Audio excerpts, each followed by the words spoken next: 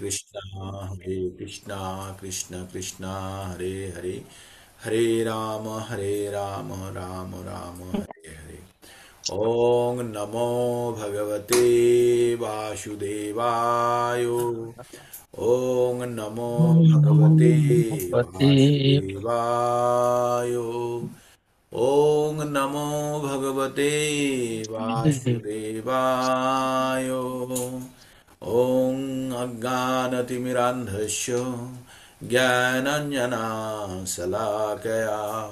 चक्षुरुर्मीलितं येन तस्मै श्रीगुरुभ्ये नमः। হরে কৃষ্ণ। তো আমরা গুটি গুটি পায়ে আমরা কিন্তু 13 নম্বর অধ্যায়ও শেষ করে ফেললাম, মানে আমরা জ্ঞান যোগের একটা অধ্যায় শেষ করে ফেলেছি। কিন্তু আপনাদেরকে আমি একটা জিনিস বলি, যে ভগবদ গীতা যখন আমরা পঠন করছি, ভগবদ গীতার কিন্তু প্রত্যেকটি অংশ আপনাদের মনে হচ্ছে না কত গুরুত্বপূর্ণ? আপনারা একটা জায়গা থেকে বেরিয়ে যখন আর একটা জায়গায় প্রবেশ করছেন, তখন মনে হচ্ছে না যে আগের জায়গাটা থেকে ওই জায়গাটা আরো বেশি কত গুরুত্বপূর্ণ, তাই না? আমরা প্রত্যেক মুহূর্তে ভগবদ গীতার মধ্যে থেকে অনেক গুরুত্বপূর্ণ জ্ঞান আরোহণ করছি।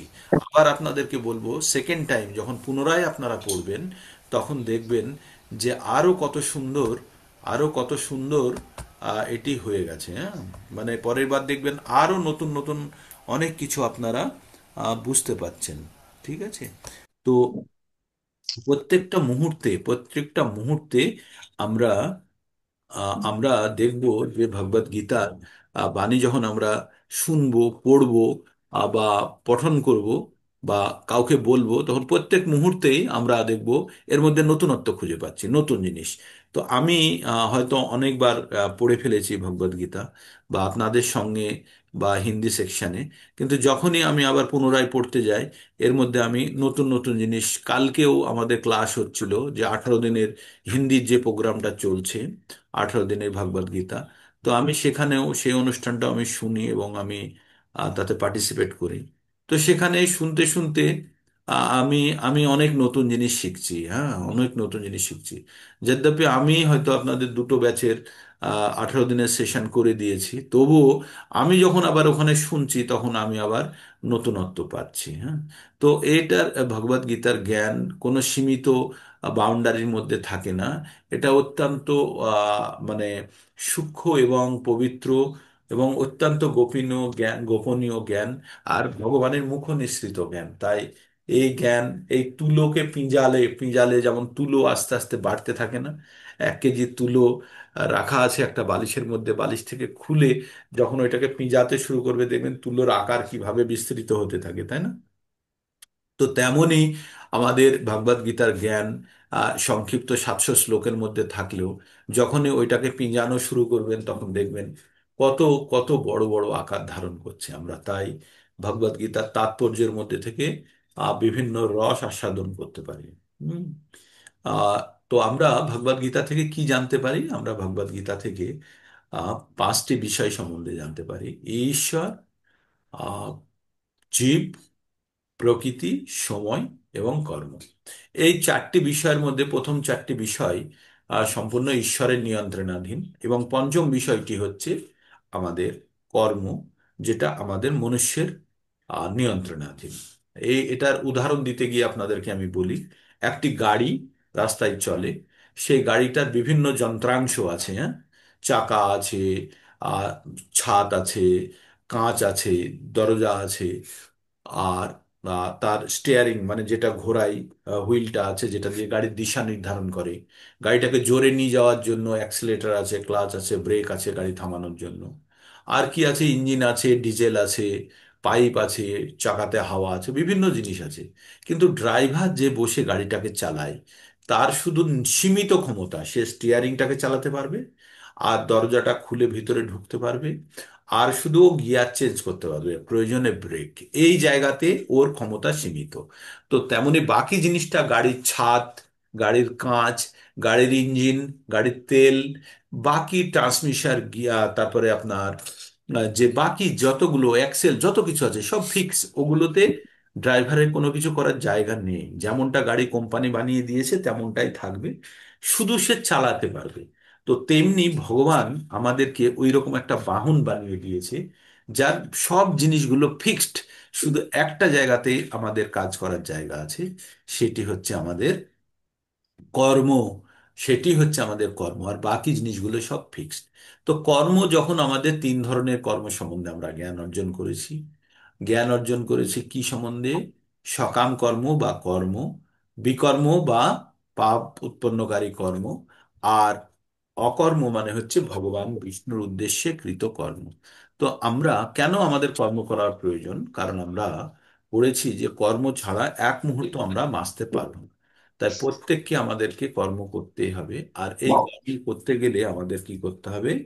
আমরা এমন কর্ম করলেই আমাদের পুণ্য অথবা পাপ উৎপন্ন হবে, আর পুণ্য অথবা পাপ উৎপন্ন হলেই কিন্তু আমাদেরকে আবার এই জড়া জন্ম মৃত্যু চক্রে আমাদের কিন্তু আবার আবদ্ধ হতে হবে। তাই আমাদের প্রত্যেকটা মুহূর্তে চাইতে হবে এমন কিছু কর্ম করি যে কর্মগুলি আমাদের জন্ম মৃত্যু চক্রে আমাদের বন্ধনে আটকাবে না। ঠিক। তো এইভাবে আমরা ভগবত গীতার জ্ঞান অর্জন করছি। আর আমাদের একটা জিনিস জানতে হবে যে বর্তমান আমাদের যে জীবন, আমাদের যে কষ্টময় জীবন, এই কষ্টময় জীবনের কারণ কি? আমাদের কষ্টময় জীবনের কারণ হচ্ছে আমাদের মনের মধ্যে অপূর্ণ বাসনা, কামনা বাসনা, যেগুলি আমাদেরকে বর্তমান জীবনে চালিত করেছে। আর আমরা গত জীবনের চাওয়া পাওয়া গুলো যেগুলো মেটাতে পারিনি, সেগুলো মেটানোর জন্য আমরা ভগবানের কাছে এইরকম একটা শরীর চেয়েছিলাম, আর ভগবান আমাদের সেই রকমই শরীর আমাদের প্রদান করেছে। আর সেই শরীরটাই বর্তমানে আমাদের কাছে আ বোঝা হয়ে চলে যায় না, কখনো কখনো যখন অসুখ করে শরীর।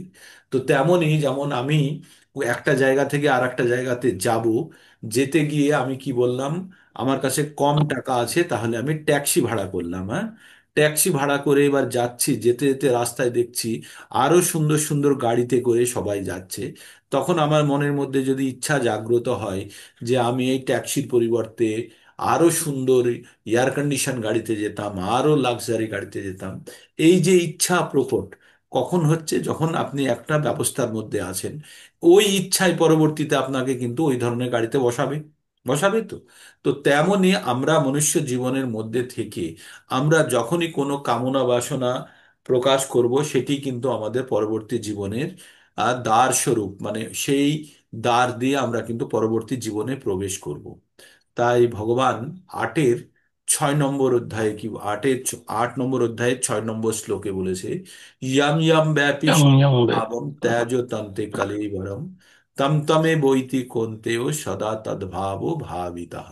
তো আমাদের এটা জানতে হবে যে আমরা সব সময় যেটা ভাবি সেটি কিন্তু মৃত্যুর সময়ে স্মরণে আসবে, আর আমাদের মৃত্যুর সময়ে যেটা স্মরণ আসবে সেটি আমাদের পরবর্তী জীবনের দুয়ার স্বরূপ বা গেটওয়ে বলে যেটাকে, যেটা দিয়ে পরবর্তী জীবন আমাদের শুরু হবে। তো এটা কি বুদ্ধিমান মানুষের কাজ হবে? কালকের রেকর্ডিংটা আপনারা আবার শুনবেন। কালকের রেকর্ডিংটাতে আমি খুব সুন্দরভাবে, আমি নিজেও শুনলাম, খুব আমার আমার খুব ইন্টারেস্টিং লেগেছে। তো আপনারা এই রেকর্ডিংটা আপনারা আবার শোনার চেষ্টা করবেন, কালকের রেকর্ডিংটা, গতকালকের রেকর্ডিংটা। এই জিনিসটাকে প্রতিদিনই আপনাদেরকে বলি, কিন্তু কালকের বলাটা আমার মনে হলো যে সমগ্র বিষয়টা গুছিয়ে বলা আছে। ঠিক। কিন্তু মূল ভাব এক কি, আপনারা যারা প্রতিদিন শোনেন তারা আপনারা বুঝে গেছেন যে আমাদের জীবনের পরম উদ্দেশ্য কি। জীবনের পরম উদ্দেশ্য দুটো। এক হচ্ছে আমরা যদি এই ফর্মুলায় যাই, আমাদের জীবনের পরমার্থ ধর্ম, ধর্মের পথে থেকে অর্থ, অর্থ উপার্জন করা, কাম, কাম মানে আমাদের ইচ্ছা পূরণ করা, আর তারপরে চতুর্থ হচ্ছে মোক্ষ। যেমন আমরা অফিসে গেলে আমাদের কি, আমাদের অফিসের অ্যাক্টিভিটিটা কি থাকে? এক হচ্ছে অফিসে যাওয়া, গিয়ে অফিসের কাজ করা, অফিসের কাজ সম্পন্ন হয়ে গেলে সেখান থেকে বাড়িতে চলে আসা এবং মাসের শেষে টাকা পাওয়া, তাই না? তো এইটা হচ্ছে চারটে অ্যাক্টিভিটি। যে অফিসে যাওয়া, একটা প্রতিদিন যেতে হবে আমাকে অফিসে, গিয়ে অফিসের কাজ করতে হবে, অফিসের কাজ সম্পন্ন হলে আমরা কি করি, আবার বাড়ি চলে আসি এবং মাসের শেষে আমরা একটা পয়সা পাই। তো আমরা এই যে চারটে অ্যাক্টিভিটি, এইরকমই আমাদের জীবনের অ্যাক্টিভিটিগুলো ভাবুন। আমাদের জীবনের কি কাজ? আমাদের জীবনের কাজ হচ্ছে ধর্মের পথে থেকে অর্থ উপার্জন করা, অন্যায়ভাবে নয়, ন্যায়ভাবে পরিশ্রম করে আমরা পয়সা উপার্জন করব। সেই পয়সা দিয়ে কি করব?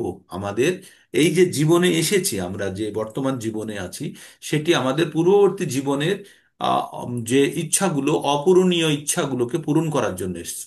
সেই ইচ্ছাগুলোকে পূরণ করতে হবে। এই ইচ্ছাগুলোকে যদি পূরণ করতে না পারি, তাহলে আবার পুনরায় আমাদেরকে ওই রকম শরীর পাওয়ার জন্য জন্মগ্রহণ করতে হবে। তার মানে আমরা বর্তমান জীবনে যদি আমাদের যাবতীয় যদি কামনা বাসনা যদি ত্যাগ করতে না পারি, তাহলে কিন্তু আমাদেরকে আবার জন্মগ্রহণ করার জন্য রেডি থাকতে হবে।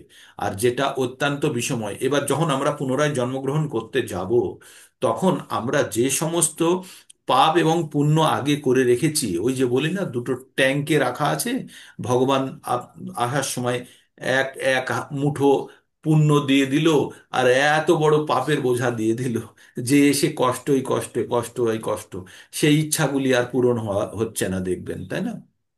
তো তখন আমাদের কি হবে? আবার পরবর্তী মানে জন্ম মৃত্যুর চক্রে আবদ্ধ হয়ে গেলাম। তাই বলছে এই জীবন শেষ হওয়ার পূর্বে আমরা এই জীবন, আমাদের এই মনুষ্য জীবন অত্যন্ত দুর্লভ, অনেক জন্মের কষ্টের পর এই মনুষ্য জীবন আমরা প্রাপ্ত করেছি।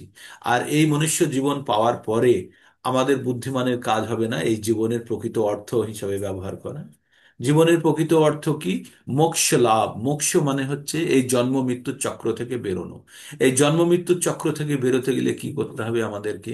আমাদের যাবতীয় কামনা বাসনাকে বিসর্জন দিয়ে সর্বদা ভগবানের স্মরণে আমাদেরকে নিজেদেরকে সমাহিত করতে হবে। আর সর্বদা ভগবানের স্মরণে মানে ভগবানের বিভিন্ন প্রকার নবিধা ভক্তির পদ্ধতি আছে। নবিধা ভক্তির মধ্যে কোনো একটি স্মরণ করলেও, কোনো একটি পদ্ধতি অবলম্বন করলেও হবে। তাছাড়াও আমরা আরো যেমন আমরা প্রথমে আমরা কি করি? ভগবানের কীর্তন, শ্রবণ, কীর্তন, স্মরণ, পাদ সেবনং, অর্চনং, বন্দনং, সাক্ষ্য দাস্য এবং আত্মনিবেদন, এই নবিধা ভক্তির পদ্ধতি আছে। এই নবিধর মধ্যে কোনো একটি আমরা গ্রহণ করলেও কিন্তু আমরা মুক্ত হতে পারি। কিন্তু যে পদ্ধতিগুলো আমরা অবলম্বন করব সর্বতোভাবে 100% সঠিক হতে হবে, না হলে কিন্তু আমাদের 100% রেজাল্ট পাওয়া যাবে না। তাই আমরা কি করি? একসঙ্গে অনেকগুলোই করছি, যাতে এটা না হলে ওটা, না হলে ওটা আমাদের সাপোর্ট দিতে পারে, যদিও এগুলো সবই ভক্তির অংশ। যেমন আমরা শ্রবণ করি। শ্রবণের উপরে সব থেকে বেশি জোর দেওয়া হয়েছে। শ্রবণ আমরা কি দ্বারা করি? কান দ্বারা করি। আচ্ছা, একটা জিনিস আপনারা বলুন, যখন কেউ ঘুমোয়, তখন সবই অঙ্গগুলো মোটামুটি তার নিষ্ক্রিয় থাকে, হার্ট চলতে থাকে, এবং বাকি সমস্ত অঙ্গগুলি প্রায় নিষ্ক্রিয় রূপে থাকে। কিন্তু তাহলে ঘুমোলে তাকে জাগানোর জন্য আমরা কি করি? জোরে জোরে তার নাম ধরে ডাকি, তাই না? আর তখন কি হয়? নামটা কিভাবে তার কানের মধ্যে দিয়ে প্রবেশ করে, করে তাকে আবার জাগিয়ে তোলে, তাই না? তো যখন জাগিয়ে তোলে, তখন কিন্তু সে আবার আমাদের এই জগতে ফিরে আসে। তার পূর্ববর্তী সময় সে হয়তো স্বপ্নে দেখছিল সে কোথাও উড়ে যাচ্ছে, বা কোথাও বাসে জার্নি করছে, বা অফিসে কাজ করছে, বা কোনো মন্দিরে গিয়ে সেখানে পুজো করছে, বিভিন্ন ধরনের স্বপ্ন দেখতে পারে। যখন স্বপ্নটা দেখছিল, তখন তার কি মনে হচ্ছিল? যে স্বপ্নের জগৎটাই বুঝি ঠিক, তখন আর অন্য জগতের কথা তার মনে নেই, তাই না? কিন্তু যখনই আপনি ডেকে স্বপ্নটা ভাঙিয়ে দিলেন, তখন আবার সে আমাদের এই বর্তমান জগতে ফেরত আসলো। এবার আমাদের জানতে হবে যে আমরা বর্তমানে আমরা স্বপ্নের জগতে আছি। আমরা কোথায় আছি? স্বপ্নের জগতে আছি। কার সাপেক্ষে? আমাদের প্রকৃত জীবনের সাপেক্ষে। প্রকৃত জীবন কি? আমাদের আধ্যাত্মিক জীবন। সেই জীবনের সাপেক্ষে আমরা কিন্তু ঘুমোচ্ছি, আর ঘুমিয়ে স্বপ্ন দেখছি। কি স্বপ্ন দেখছি? এই জড় জগতের বিষয়ে আমরা স্বপ্ন দেখছি। এই জড় জগতের মধ্যে যে আমরা কাজগুলো করছি, এগুলো পূর্ববর্তী মানে চিন্ময় জগতের সাপেক্ষে এগুলো সব স্বপ্নময়। এবার আমাদেরকে জাগানোর জন্য বারবার কানের মধ্যে দিয়ে আমাদেরকে ডাকা হচ্ছে। কিভাবে ডাকা হচ্ছে? এই ভগবত গীতার জ্ঞান আমাদের কানের মধ্যে দিয়ে আমাদের চেতনাকে জাগ্রত করার চেষ্টা করছে। কারণ চেতনা আমাদের, আমাদের ইচ্ছা চেতনা সব আমাদের ভৌতিক জীবনের স্বপ্নের মধ্যে ডুবে আছে। তাই আমাদেরকে জাগ্রত করার জন্য বারবার কানের মধ্যে দিয়ে গুরু মহারাজ বা বিভিন্ন আচার্যবর্গ তারা তাদের বাণী আমাদেরকে শোনাচ্ছেন। আর আমরা বা আমি কি করছি, আমি ওই অ্যাম্পলিফায়ারের মতো যখন মাইক্রোফোনে আসতে কথা বললে সেই কথাটি আবার স্পিকারের মধ্যে জোরে বেরোয় তো, কিন্তু মাইক্রোফোনের কি কথা তৈরি করে না, ও শুধু কথাটাকে জোরে শোনায়। তো আমি ওই যে গুরু মহারাজ বা শিল প্রভুপাদ বা ভগবান যে কথাগুলো বলেছে সেই কথাগুলোকেই আমি আবার জোর করে আপনাদের কান পর্যন্ত পৌঁছানোর চেষ্টা করছি, ঠিক? তো আমরা যখনই আমরা এইভাবে ভগবানের কথা যখন আমাদের শ্রবণ করতে বলেছে, ভগবদ গীতায় বারবার বলেছে শ্রবণ করো। শ্রবণ করলে কি হবে, আমরা যে ঘুমিয়ে আছি, আমাদের যে সত্তা বর্তমানে ভৌতিক জীবনের মধ্যে ডুবে আছে, সেই ডুবন্ত অবস্থা থেকে বার করার জন্য আমাদের অত্যন্ত শ্রবণ করা উচিত। তাই প্রথমেই নবিধা ভক্তি পদ্ধতিতে প্রথমেই কি বলা আছে, শ্রবণ। হ্যাঁ, প্রথমেই বলা আছে, কি করতে বলা আছে, যে শ্রবণ করো। তাই আমাদের শ্রবণ করতে হবে, কীর্তন করতে হবে। এবার ঘুম থেকে যখন আপনি জেগে গেছেন তখন কি করবেন? তখন আপনার মনে হবে না ভৌতিক জীবনটা যেটা ছিল সেটা আপনার শুধু সময় নষ্ট করেছে, এটার মধ্যে বাস্তবিকতা কিছু নেই। তাই আমাদের কি করতে হবে, বাস্তব জীবনে ফিরে আসতে হবে। আর বাস্তব জীবনটা কি? বাস্তব জীবনটা আমাদের প্রকৃত পরিচয় জানতে হবে। স্বপ্নের মধ্যে তো আমরা নিজেকে অনেক কিছু ভাবি, কিন্তু বর্তমানে আমরা যখন নিজেদেরকে ভাবতে পারবো যে আমরা আত্মা, আমরা এই শরীরের মধ্যে প্রবেশ করে আছি, এই শরীর একটি বাহন মাত্র, আর এই বাহন আমাকে আমার গন্তব্যস্থলের দিকে নিয়ে যাচ্ছে কিনা প্রতি মুহূর্তে আমাদের এটাকে দেখা উচিত। আমাদের গন্তব্যস্থল কোথায়? আমরা যে এই ভৌতিক জীবনে আছি, এখান থেকে আমাদেরকে ফেরত যেতে হবে। কোথায় ফেরত যেতে হবে? আমাদের চিৎ জগতে, চিন্ময় জগতে। সেখানে আমরা কি পাবো? চিন্ময় শরীর পাবো, এইরকমই একটা শরীর পাবো, কিন্তু যে শরীরটা কখনো নষ্ট হবে না, আর যে শরীরটা সম্পূর্ণরূপে পূর্ণ। আমাদের এই শরীরের মধ্যে, প্রত্যেকের শরীরের মধ্যে কিছু না কিছু কম রয়ে গেছে, কিন্তু সেখানে চিন্ময় শরীরের মধ্যে কোনো কিছু কম নেই, পারফেক্ট। আর সেখানে আমরা এখানে কামনা বাসনা পূর্তি করার জন্য যে আমরা সকাল বিকেল সকাল থেকে পরিশ্রম করছি, সেই রকম আর প্রয়োজন হবে না। সেখানে পৌঁছতে পারলেই সবকিছুই আপনার কাছে সহজ এবং সরল। তো এটা আমার কথা নয়, ভগবদ গীতাতেই ভগবান ব্যাখ্যা করেছে। ভগবান কি বলেছে, না তদ্ভাষ্যতে সূর্য, না শশাঙ্ক, না পাবক, যত গত্তা না নিবর্তান্তে তদ্ধাম পরম মম। তো ভগবানের পরম ধামের সংজ্ঞা দিতে গিয়ে তিনি বলেছেন, আরও ব্যাখ্যা আছে যে সেখানে কল্পতরু বৃক্ষ আছে, সুরভি গায় আছে, মানে বিভিন্ন জিনিসের কথা বলা হয়েছে। আর সহস্র লক্ষ্মী মানে লক্ষ্মী দেবী ভগবানের চরণ বন্দনা করছেন, ভগবানের সেবা করছেন। তো সে সে এক অনন্য জগৎ, তার সম্পূর্ণ ব্যাখ্যা দেওয়া আছে। ভগবান সেখানে এই সমস্ত সঙ্গে ভগবান তার মধুর সঙ্গীতের মাধ্যমে, তার বাঁশরীর মাধ্যমে সুন্দরভাবে সে সমস্ত জগৎকে মোহিত করে রেখেছে। হ্যাঁ, তো এই হচ্ছে ছোট ব্যাখ্যা হচ্ছে আমাদের আধ্যাত্মিক জগৎ আর বর্তমান জগতের মধ্যে। তবে আমাদের লোভ লালচ নয় এই জগতের থেকে ওই জগৎ ভালো, তা নয়।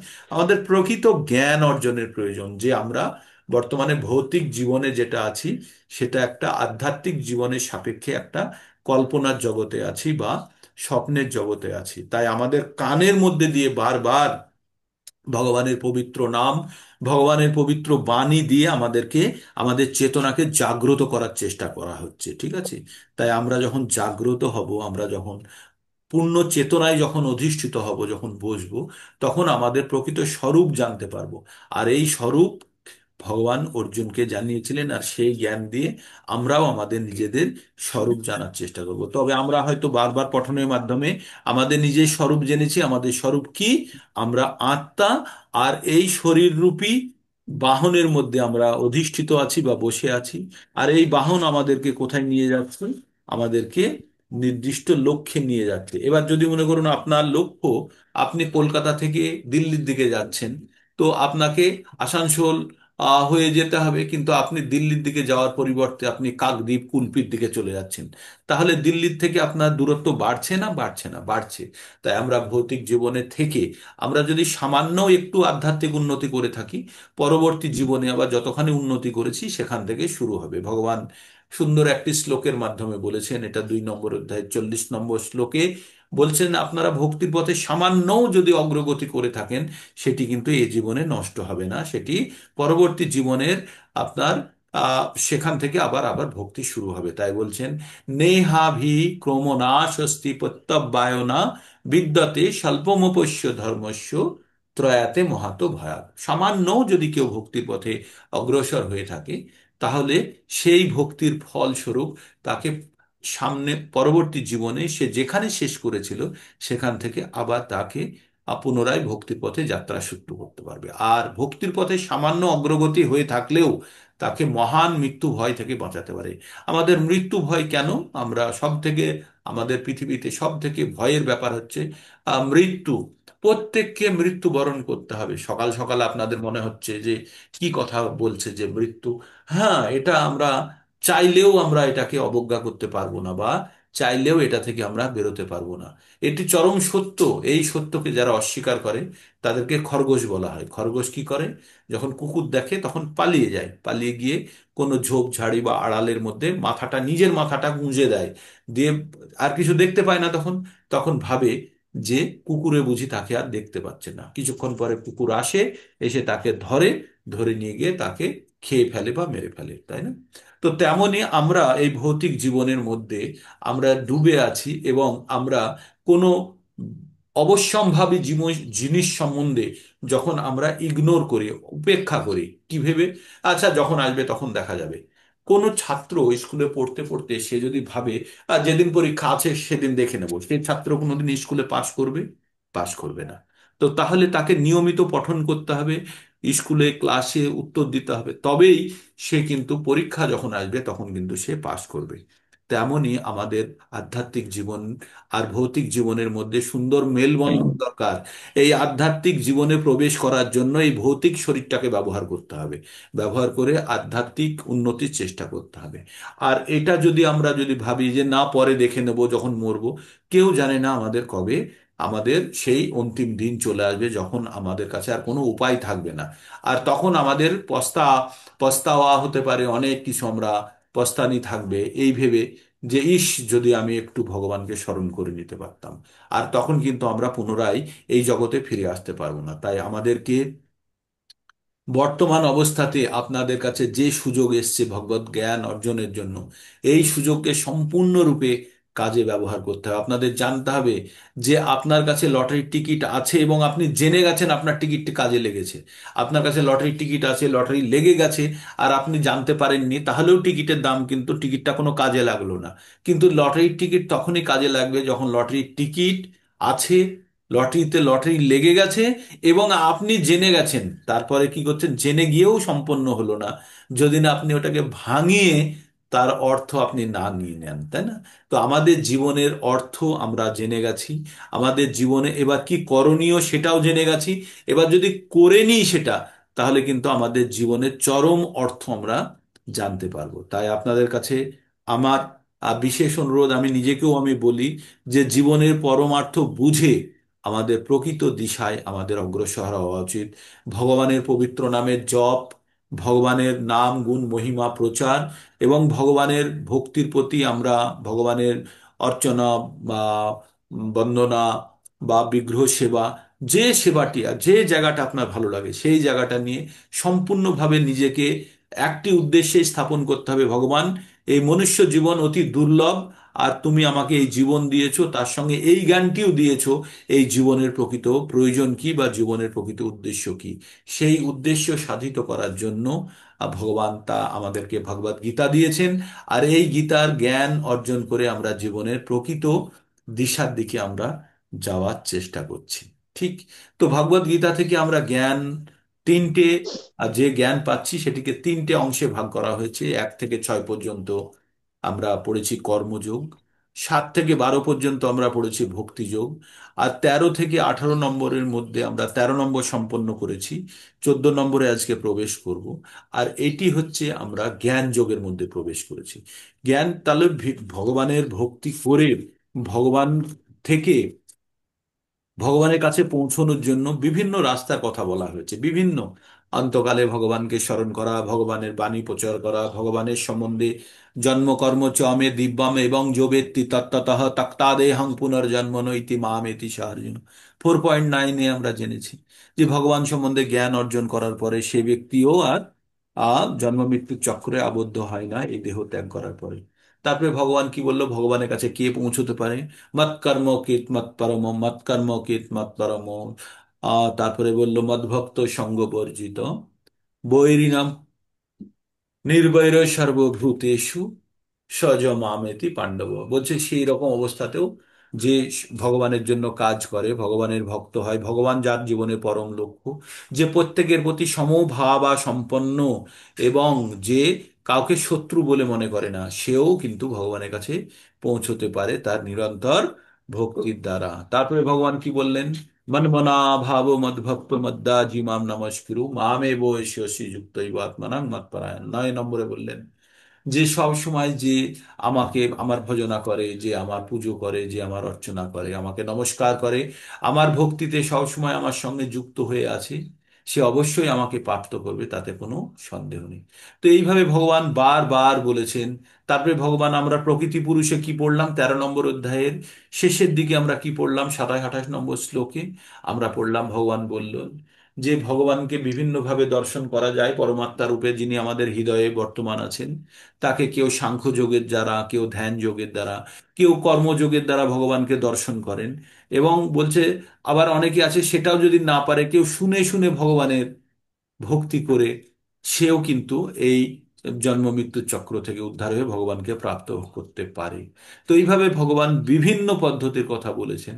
সেগুলিকে আমরা যদি জীবনের ক্ষেত্রে আমরা যদি প্রয়োগ করতে পারি, তাহলে আমরাও আহ কিছুটা হলেও বেরোতে পারবো। তো আমরা 13 নম্বর অধ্যায়ে কি পড়লাম? প্রকৃতি।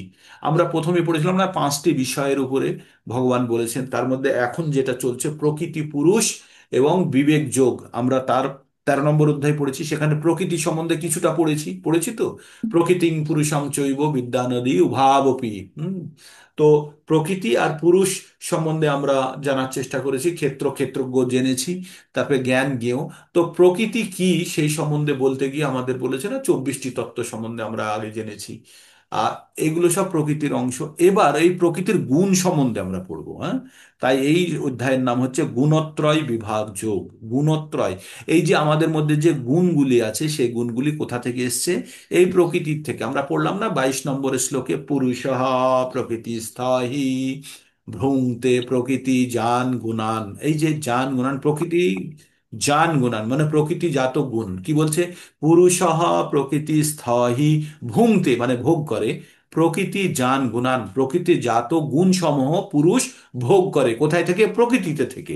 খুব সুন্দরভাবে বলেছে, পুরুষঃ প্রকৃতিস্থহি ভুংতে প্রকৃতি জান গুণান কারণং গুণ সংগস্য। ওই যে প্রকৃতির গুণ আমি ভোগ করলাম, প্রকৃতিজাত দ্রব্য ভোগ করলাম, তার সব ফলে কি হলো? আমার মধ্যে গুণের সঞ্চার হলো। আমি যে কোনো জিনিস গ্রহণ করলে তার জন্য আমার মধ্যে গুণের সঞ্চার হবে। কারণং গুণ সংগস্য, ওই যে গুণ আমার মধ্যে উৎপন্ন হলো, সেই গুণ কি করবে? সৎ অসৎ যোনি জন্মিষু। সৎ মানে হচ্ছে উচ্চ লোক, আর অসৎ মানে হচ্ছে নিম্ন লোক। যোনি জন্মিষু, ওই যোনিতে আমাদের জন্ম হবে। তো তাহলে আমাদের জানতে হবে যে আমরা কোথায় ফেঁসে আছি, তাই না? আমরা এই প্রকৃতি থেকে যে সমস্ত গুণের সঞ্চার করছি, সেই গুণ আমাদের নির্ধারণ করবে আমরা কোন দিকে যাব। তাই বলছে ঊর্ধ্বং, আমরা কিছুক্ষণ পরে পড়বো, ঊর্ধ্বং গচ্ছন্তি শতস্তা। আমাদের 3টে গুণ আছে। কি কি গুণ? সত, রজ আর তম। এই 3টে গুণের আমাদের মধ্যে সব সময় সংগ্রাম চলতে থাকে। আর যে গুণটি জেতে, সেই গুণ আমাদেরকে পরিচালনা করে। যেমন আমাদের গ্রামে ভোট হয়, ভোট হয়ে যে জেতে সে প্রধান হয়, আর সে আমাদেরকে চালনা করে।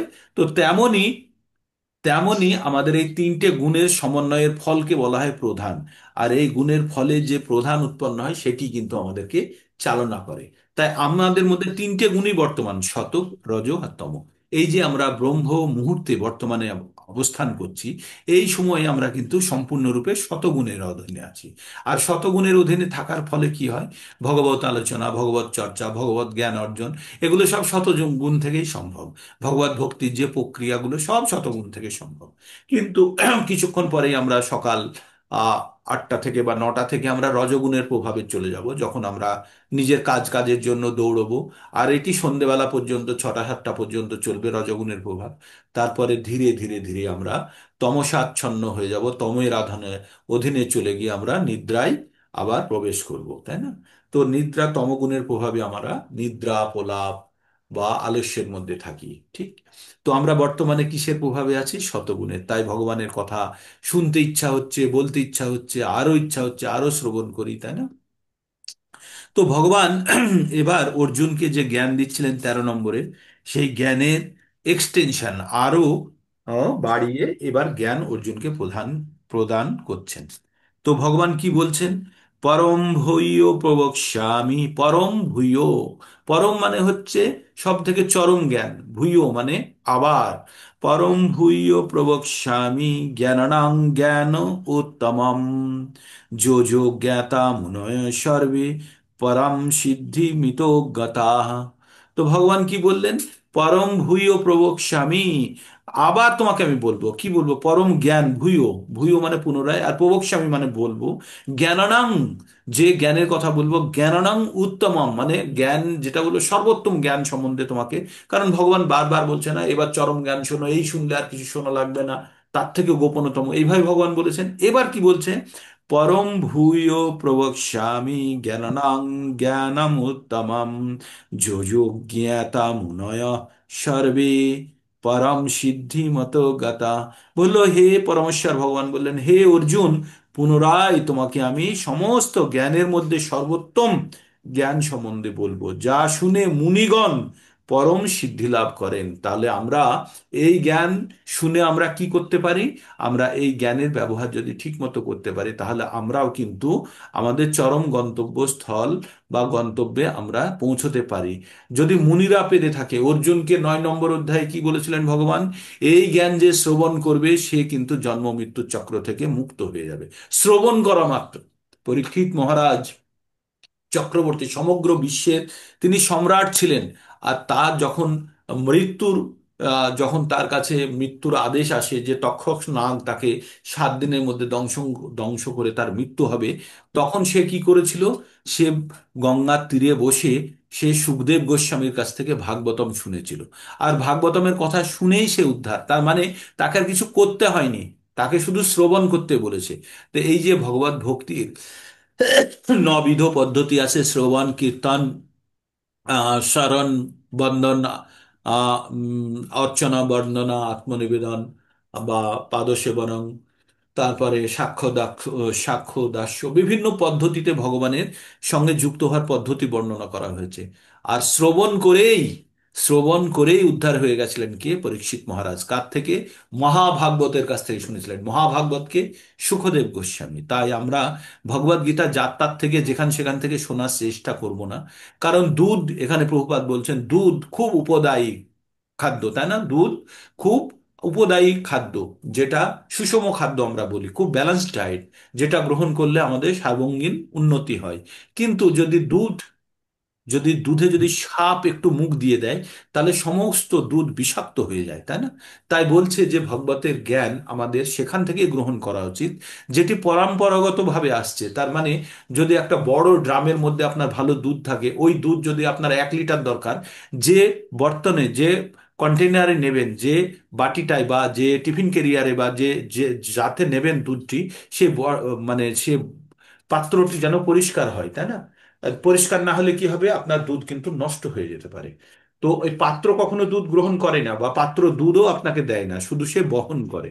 তাই কিন্তু যদি পাত্র যদি অশুদ্ধ থাকে, অপরিষ্কার থাকে, তাহলে কিন্তু আপনার দুধ নষ্ট হয়ে যাবে। তাই ভগবদ গীতার জ্ঞান অতি পবিত্র, অতি পবিত্র, কিন্তু যার মাধ্যমে আপনার কাছে এসে পৌঁছচ্ছে তিনি যদি অপবিত্র হন, তাহলে আপনার কাছে কিন্তু জ্ঞান, পরিষ্কার জ্ঞান আসছে না। তাই আমরা ভগবত কথা, ভগবত জ্ঞান অর্জন করার সময় অত্যন্ত সতর্ক হতে হবে।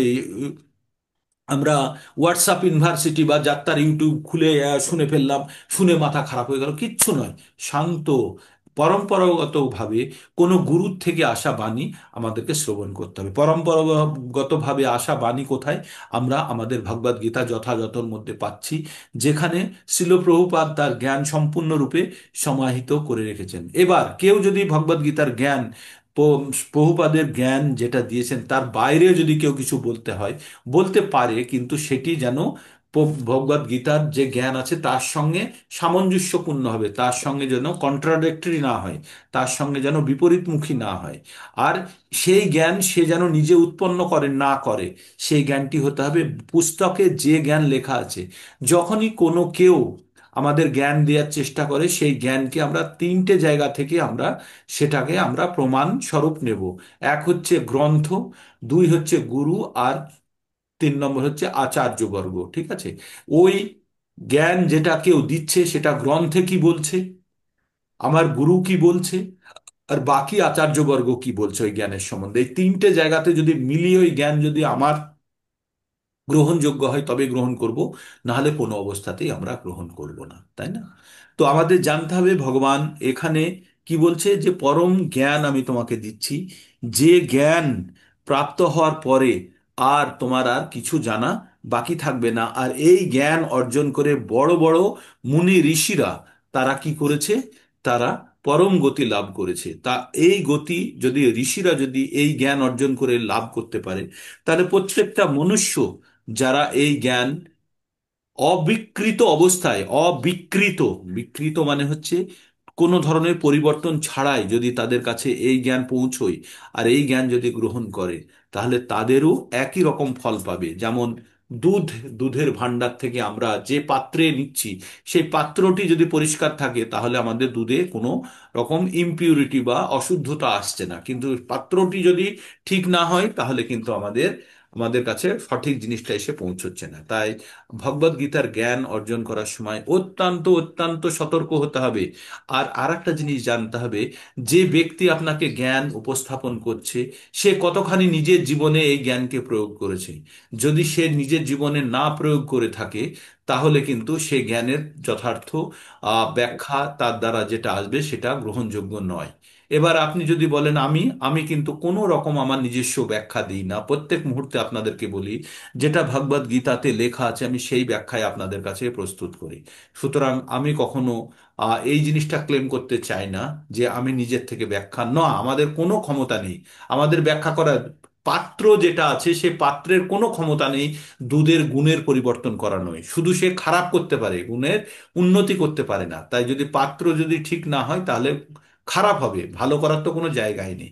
তাই যদি ভগবদ গীতার জ্ঞান এই যে পুস্তক থেকে আমি আপনাদের কাছে প্রস্তুত করার চেষ্টা করছি, সেটাতে আপনাকে জানতে হবে যে আমার মধ্যে সামান্য শুদ্ধতা, মানে আমি যেন অন্তত অবিকৃত অবস্থায় আপনাদের কাছে পৌঁছে দিই। সেটাই হবে পরম আমার দায়িত্ব এবং আপনাদের প্রত্যেকের দায়িত্ব। আমি মানে যখন আমি নিজের কথা বলবো তখন ভাববেন না যে আমি নিজের কথা, আপনাদের সকলের হয়ে আমি বলছি। তাই আমাদেরকে প্রত্যেককে যখন এই জ্ঞান কারোর কাছে বিতরণ করব, তখন আমাদেরকে অত্যন্ত শুদ্ধতা বজায় রাখতে হবে। আমাদের মধ্যে যদি শুদ্ধতা না থাকে তাহলে কিন্তু আমাদের কথা কেউ শুনবে না। হ্যাঁ, এটা আমাদের সবসময় জানতে হবে যে এই ভগবদ গীতার জ্ঞানের মধ্যে সম্পূর্ণ শক্তি নির্ভর করছে আমাদের উপলব্ধি এবং আমাদের শুদ্ধতার উপরে। ঠিক, এটি অত্যন্ত গুরুত্বপূর্ণ অংশ। এই জায়গাটাতে আমাদের জানতে হবে আমাদের শুদ্ধতার জন্য আমরা কি করি। চারটে নিয়ম পালন করি। চারটে নিয়ম কি কি? আমিষ বর্জন, নেশা বর্জন, পরস্ত্রী পরপুরুষ বর্জন, আর চতুর্থ নম্বর হচ্ছে যে মিথ্যা কথা বা লটারি জুয়া পাশা ইত্যাদি বর্জন। ঠিক, তো এই চারটে জীবন, এই চারটে জিনিস যখন আমাদের জীবনে আনতে শুরু করব, অভ্যাস করব, তখন কিন্তু আমাদের শুদ্ধতা শুরু হয়ে যাবে।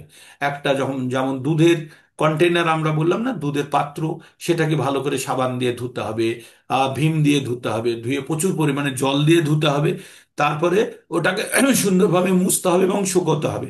তখনই সে পবিত্র হবে এবং সেটিকে তাতে আর ধুলোবালি বা নোংরা মশা মাছি না বসে সেই জন্য আবার তাকে ঢেকে রাখতে হবে বা উপুর করে রাখি সাধারণত আমরা যেভাবে।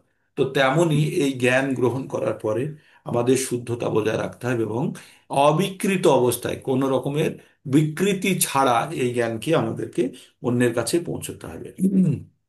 ভগবান এই জ্ঞানের মাহাত্ম্য সম্বন্ধে ব্যাখ্যা করতে গিয়ে আরো কি বললেন?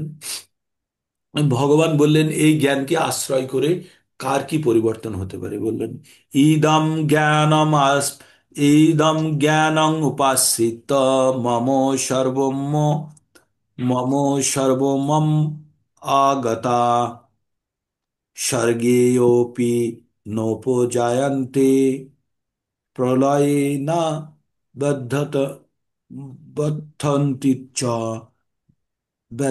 ব্যথন্তি চ। 1 মিনিট।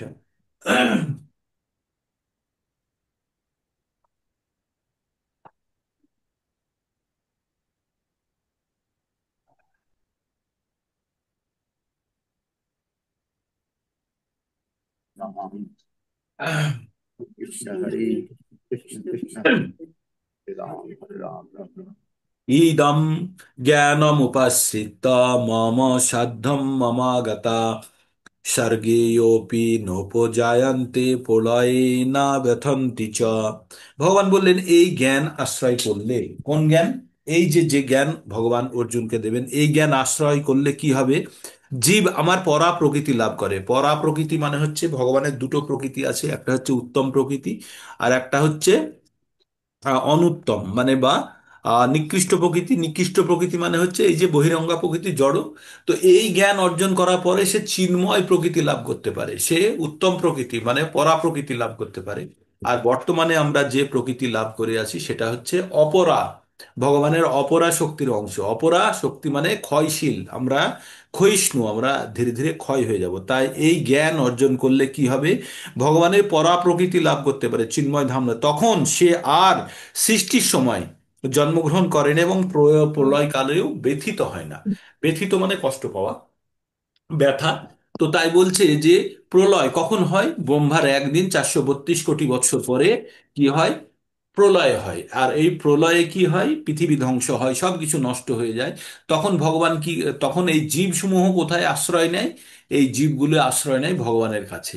আবার যখন প্রলয় যখন শেষ হয়ে যায়, যখন আবার ব্রহ্মার দিন শুরু হয়ে যায়, কল্পারম্ভে মানে যখন দিন শুরু হয়, তখন ধীরে ধীরে আবার সেগুলি প্রকট হয়।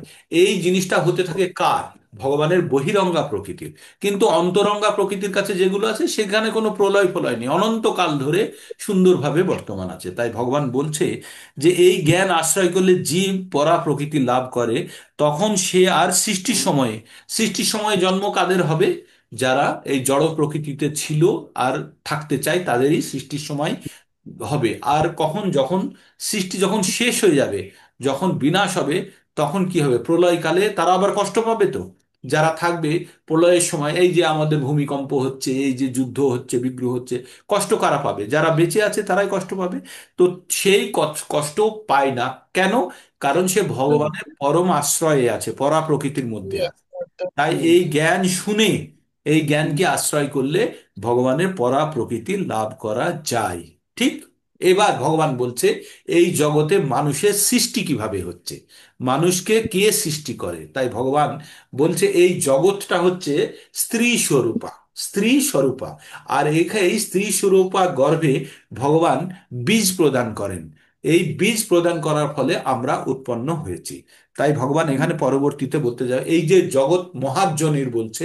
মহাজ্জনীর মানে হচ্ছে এই জড় জগৎটা হচ্ছে ভগবানের বহিরঙ্গা প্রকৃতি। এই বহিরঙ্গা প্রকৃতি হচ্ছে মহজ্জনী। আর যার মধ্যে মহৎ তত্ত্বের মধ্যে ভগবান যখন বীজ প্রদান করে, আর কিভাবে বীজটা প্রদান হয়? এই যে বৃষ্টির মাধ্যমে এই ভূমি পৃথিবীতে আসে, আর তা অন্নের মাধ্যমে যখন ফসল ফলে, তখন অন্নের মাধ্যমে সেই বীজ প্রবেশ করে। আর সেটিকে যখন রান্না করে যখন পুরুষরা গ্রহণ করে, পুরুষের শরীরে প্রবেশ করে, এবং পুরুষের শরীরের মাধ্যমে সেটি মাতৃগর্ভে স্থাপন করা হয়। তো এই হচ্ছে সম্পূর্ণ পদ্ধতি, যে জন্মের পদ্ধতি। তাই এখানে কি বলছে? 3 নম্বরে বলছে মম যোনি, মম যোনি স্থানম মহৎ ব্রহ্ম তস্মিন গর্ভ দাহম সম্ভব সর্বভূতানাম তত ভবন্তি ভারত। ভগবান কি বললেন? মম যোনি, মম যোনি মহৎ ব্রহ্ম, মহৎ ব্রহ্ম, মহৎ, মম যোনির মহৎ ব্রহ্ম তস্মিন গর্ভ দদাম্যহম। তো ভগবান বলছে যে আমি এই গর্ভে এই প্রকৃতি নামক ব্রহ্ম আমার গর্ভধানের স্থান। এই যে প্রকৃতি আমি বললাম এতক্ষণ, যে প্রকৃতি স্ত্রী স্বরূপা, আর সেখানে ভগবান কি করে? সেই মহান ব্রহ্মে ভগবান গর্ভধান করেন, বীজ স্বরূপা দেন, যার ফলে সমস্ত জীবের জন্ম হয়। তাহলে আমাদের জন্মের উৎপত্তি স্থান কি? মূল জায়গা কোথায় থেকে আমরা হচ্ছি? ঈশ্বরের বীজ থেকে আমরা কিন্তু সৃষ্টি হচ্ছে। তাই আমরা, আমাদের প্রকৃতি, ঈশ্বরের প্রকৃতি এক, কিন্তু ঈশ্বর হচ্ছে মহান আর আমরা হচ্ছে অতি ক্ষুদ্র। তাই আমরা আরো পরবর্তী শ্লোকে বা পরবর্তী অধ্যায়ে পড়ব যে আমরা ঈশ্বরের অংশ, কারণ আমরা বীজ স্বরূপ। এই পরবর্তী শ্লোকেই ভগবান বলছে, শুনুন, খুব গুরুত্বপূর্ণ শ্লোকটি, বারবার আপনাদের শোনাই। ওই আগের শ্লোকটিকেই ধরে নিয়ে বলছে। আগের শ্লোকে কি বললেন ভগবান? যে এই যে প্রকৃতি স্বরূপা যে মহাজনী আছে, সেখানে আমি বীজ প্রদান করি আর সেখান থেকে সমস্ত জীবের উৎপত্তি হয়। এবার বলছে, ভগবান বলছে, পৃথিবীতে যত জীব আছে তাদের আমি বীজ প্রদানকারী পিতা। ভগবান কি বলল? সর্বজনীষু কন্তেয় মূর্তয় সম্ভবন্তি যাঃ তাসাং ব্রহ্ম মহাজনীর অহম বীজ পিতা। তো ভগবান বললেন, এই পৃথিবীতে যত ধরনের জীব উৎপন্ন হওয়া সম্ভব, প্রত্যেকের বীজ প্রদানকারী পিতা আমি। মানে বুঝতে পারলেন? হে কন্তীয়, সকল জনিতে বিভিন্ন প্রজাতির যে সমস্ত মূর্তি মানে ধরনের জীব প্রকাশিত হয়, ব্রহ্মরূপী জনিতে তাদের জননী স্বরূপা, এবং আমি বীজ প্রদানকারী পিতা। ওই বললাম যে ভগবান, বীজ কিভাবে আসে? সেই প্রাণ আসে বৃষ্টিতে, বৃষ্টি থেকে অন্নে, অন্নে থেকে পুরুষের শরীরে, পুরুষের শরীর থেকে মাতৃগর্ভে, এইভাবে বীজ স্থাপিত হয়। আর তারপরে একটি করে প্রাণীর উৎপত্তি হয়ে থাকে। তো এইভাবেই আমাদের জন্ম চলতে থাকে। খুব ইন্টারেস্টিং না, কিভাবে আমাদের আহ, পৃথিবীতে ভগবান পাঠায়। তারপরে তিনটে গুণের সম্বন্ধে বলেছে। এবার জড় প্রকৃতিতে যারা জন্মগ্রহণ করে, তারা তিনটে গুণের গুণ পেয়ে থাকে। কি বলছে? তিনটে গুণগুলি কি বলছে? সত্যম রজস্তম ইতি গুণা প্রকৃতি সম্ভবা। এই যে ভগবানের বহিরঙ্গা প্রকৃতি, এই প্রকৃতিতে থাকলেই তিনটে গুণ উৎপন্ন হয়ে যাবে। মানে এই যে বহিরঙ্গা প্রকৃতিতে আমরা আছি, এখানে থাকলে তিনটে গুণ পেয়ে যাব। তিনটে গুণ কি কি? সত্যং রজস্তম ইতি গুণা প্রকৃতি সম্ভবা নিবদ্ধন্তি মহাবাহো দেহে দেহিন অব্যয়ম। এইবার কি বলছে? এই শরীরের মধ্যে আমরা আবদ্ধ হয়ে গেলাম, এই তিনটে গুণের কারণে আমরা এই শরীরের মধ্যে আবদ্ধ হয়ে গেলাম। কে আবদ্ধ হয়ে গেল? আমরা কে? আত্মা। তাই বলছে দেহে দেহীন অব্যয়, মানে অব্যয় দেহ, অব্যয় দেহী, অব্যয় মানে যে ক্ষয়হীন আত্মা এই দেহের মধ্যে আবদ্ধ হয়ে যায় এই প্রকৃতি তিনটে গুণের কারণে। কি হয়? এই প্রকৃতির তিনটে গুণের কারণে এই শরীরের মধ্যে হে মহাবীর, জড় প্রকৃতি থেকে শত রজতম এই তিনটে গুণ দেহের মধ্যে অবস্থিত অব্যয় জীবকে আবদ্ধ করে, আমাদের আত্মাকে বেঁধে ফেললো কে? এই প্রকৃতির তিনটে গুণ বেঁধে ফেললো। কোথায়? এই জড় শরীরের মধ্যে। এবার এই বাঁধন থেকে বেরোতে গেলে কি হবে? আমরাই তো ইচ্ছা করে বাঁধনে আসতে চেয়েছি না, আমাদের ইচ্ছা পূরণ করার জন্য। এবার এই তিনটে গুণ এবার আমাদেরকে চালনা করবে। তাই এক জায়গাতে বলছে, প্রকৃতি ক্রিয়া মানানি গুণে কর্মানি সর্বস্ব। এই প্রকৃতির তিনটে গুণ আমাদেরকে চালনা করে। অহংকার ও বিমূঢ়াত্মা কর্তাহামিতি মান্যতে। যারা অহংকারী, যাদের বুদ্ধি কম, তারা ভাবে আমি করেছি, আমি করেছি। কিন্তু এই প্রকৃতির তিনটে গুণ আমাকে দিয়েই কাজটি করাচ্ছে। এবার প্রকৃতির কোন গুণটি আমাকে দিয়ে কাজ করাবে? যে গুণটিকে আমরা বেশি উৎপন্ন করব। আর সেই গুণটি উৎপন্ন হবে কিভাবে? আমাদের প্রকৃতি থেকে গ্রহণের মাধ্যমে। আমরা প্রকৃতি থেকে কি ধরনের জিনিস গ্রহণ করছি, সেটি ওই 22 নম্বর শ্লোক, হ্যাঁ, আগের অধ্যায়ের 22 নম্বর, সেটি পুনরায় আসছে। তার মাধ্যমে আমাদের মধ্যে গুণের সঞ্চার হবে, আর সেই গুণ আমাদেরকে পরবর্তীতে চালিত করবে। তো কালকে আবার এরপর থেকে যাব। সুন্দর, ইন্টারেস্টিং না? ইন্টারেস্টিং লাগছে না, লাগছে না? হুম, হুম। লাগছে। হুম। অত্যন্ত অত্যন্ত ইন্টারেস্টিং। যারা এর ভিতরে প্রবেশ করবে তারা আর বেরোতে পারবে না। আর আমরা চাইও না যে ভগবদ গীতার বাইরে আমরা বেরিয়ে আসি। যারা যারা পারবে না, একবার ক্যামেরা অন করুন, অ্যাটেন্ডেন্স হয়ে যাক। সংখ্যাটা মোটেই বাড়ছে না, কালকে 20-র নিচে ছিল, আজকে 22 জন পর্যন্ত হয়েছিল। আপনাদের যারা সঙ্গী সাথী আছে, তারা নিজেরা বলুন। আজকে অনেককেই দেখতে পাচ্ছি না। জাগনেশ্বর প্রভুজির সিরিজটা দেখতে পাচ্ছি না, সুতপা মাতাজিকে দেখতে পাচ্ছি না, রূপসা মাতাজিকে দেখতে পাচ্ছি না। তারপরে আগে তো একজন আসতেন মাতাজি, কি নাম, অজিত প্রভুকে, এই তো জগনেশ্বর প্রভুকে এখন দেখতে পেলাম। তো এতজন, তারপরে অনেকেই আছে। আপনারা যারা যারা যাদের যাদের নাম দিয়েছিলেন, তাদেরকে একবার বলুন বলুন। তাদেরকে একটু সাহায্য করুন। তাদের হয়তো মন এদিক ওদিকে চলে যাচ্ছে। আপনারা দায়িত্ব নিন, নিয়ে তাদেরকে সাহায্য করুন। হরে কৃষ্ণা, হরে কৃষ্ণা, কৃষ্ণ ভিড়ে কৃষ্ণ, জমে গেছে। হরে রাম, রাম রাম হরে। আরো কিছু বলার আছে? কিছু প্রশ্ন? প্রভু, আমি একটা কথা জিজ্ঞাসা করব। হ্যাঁ বলুন মাতাজি, বলুন। বলছি, একাদশী কি যে কোনো একাদশী থেকে নেওয়া যায়, নাকি আমলকি একাদশী নাইলে পরে ভীম একাদশী এরম থেকে নিতে হয়? যে কোনো একাদশী থেকে আপনি একাদশী শুরু করতে পারেন, কোনো অসুবিধা নেই।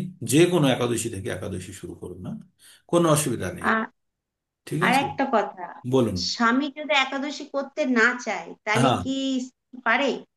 হ্যাঁ, যদি না চায় তার জন্য আপনি প্রার্থনা করুন না, আপনি করুন। যদি স্বামী যদি একা মানে আপনি করছেন সেটা আপনার স্বামী চাইছেন না তাই বলছেন? না, চাইছে না, নিজেও করবে না। নিজে না করুক, অসুবিধা কিছু নেই, আপনি করুন না, আপনি তার জন্য প্রার্থনা করুন। আপনি একাদশী করুন এবং তার জন্য প্রার্থনা করুন যে আপনার সতীর পুণ্যে পতির পুণ্য, আর পতির পুণ্যে সতীর পুণ্য। তো আপনি পুণ্য করলেও আপনার পতির কাছে সেটা যাবে। তো আপনি করুন না, আপনি করুন। সেটা আপনাদের সমগ্র পরিবারের জন্য মঙ্গলদায়ী হবে। কোনো অসুবিধা নেই, করতে পারেন। হুম, আচ্ছা, আরেকটা কথা প্রভু, বলুন। কোন শ্রাদ্ধ বাড়ি সবাই কারো খুশি বাড়িতে আমার কি গাড়ি। যেতে দেওয়া উচিত? ওই যোগেশ্বর প্রভুকে আমি এখন দেখতে পাচ্ছি শেষের সময়। হ্যাঁ বলুন, এই বলুন মাতাজি, বলুন। প্রভু, কোন শ্রাদ্ধ বাড়ি কি আমাদের বাড়িতে কারো যাওয়া উচিত?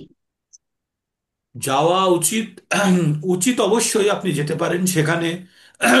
শ্রাদ্ধ মানে তার সমস্ত কার্যকর্ম শেষ হচ্ছে, কিন্তু গ্রহণ করার সময় ভাবনা চিন্তা করতে হবে যে শুদ্ধতা কোথায়।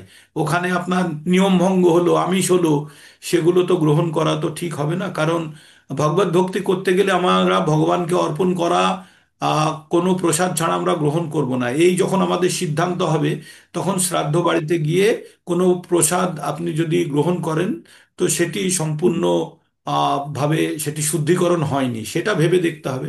আর আমিষের তো কোনো প্রশ্নই নেই। আচ্ছা। যদি ভগবানকে অর্পণ করা হয়, ভগবানকে অর্পণ করা থাকে, সে খাদ্য তবে গ্রহণ করতে পারেন, না হলে কোনো না কোনো ভাবে অ্যাভয়েড করাই ভালো। কারণ আচ্ছা। দেখুন, ভক্তির জীবনটাই এমন যেখানে আপনাদের সবসময় শুদ্ধিকরণটা বানিয়ে রাখতে হবে। বা শ্রাদ্ধ বাড়ি বলে অশুদ্ধ নয়, শ্রাদ্ধ বাড়ি শুদ্ধিকরণ হয়ে গেছে, কিন্তু অশুদ্ধ এই কারণে যে আমিষ যেটা আপনার কাছে অশুদ্ধ, সেটাকে আপনাকে আবার পুনরায় আপনাকে ভৌতিক জগতে, এই যে ভগবদ গীতার জ্ঞান দেওয়া হয়, তাই না? শ্রাদ্ধ বাড়িতে ভগবদ গীতা পঠন করানো হয়, ভাগবত পাঠ করানো হলো, বলে না যে ভাগবত পাঠ করাচ্ছি, অমুক করাচ্ছি, যেন গৃহকর্তা কত পুণ্য করছে। ভুল ধারণা, পুণ্য নয়, এটা হচ্ছে যে চলে গেছে সে তো গেছে, কিন্তু যে আত্মাগুলো বেঁচে আছে, যে যারা এখনো ভৌতিক জীবনে আছে, তাদেরকে জ্ঞান দেওয়ার জন্য, যে তোমাকেও একদিন চলে যেতে হবে, এই জ্ঞানটি গ্রহণ করার জন্য। কিন্তু কি হয়, পুরোহিত আসে বা পণ্ডিত আসে, ভগবদ গীতা একদিকে পড়তে থাকে, যাওয়ার সময় 700 800 1000 টাকা দিয়ে দেয়, চলে যায়, আর বাড়িতে ওদিকে মাছ রান্না হচ্ছে, তাই না? এই তো হচ্ছে ভগবত মানে আমাদের ভগবত পাঠ করানোর উদ্দেশ্য, বা এটা একটা ফর্মালিটি যে পরিণত হয়ে গেছে, কিন্তু নয়। যারা বেঁচে আছে তাদেরকে জ্ঞানটা দেওয়া, যে যে চলে গেছে তার মতো দশা তোমারও কিছু দিনের মধ্যে হবে, তাই এখন থেকেই প্রস্তুত হও।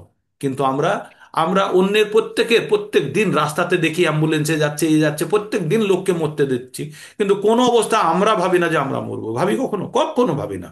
আর যখনই এই ভাবনা চিন্তা না আসবে, তখনই আমরা কিন্তু রেকলেস হয়ে যাব, মানে কেয়ারলেস হয়ে থাকবো, তখনই সিরিয়াস কখনো হব না।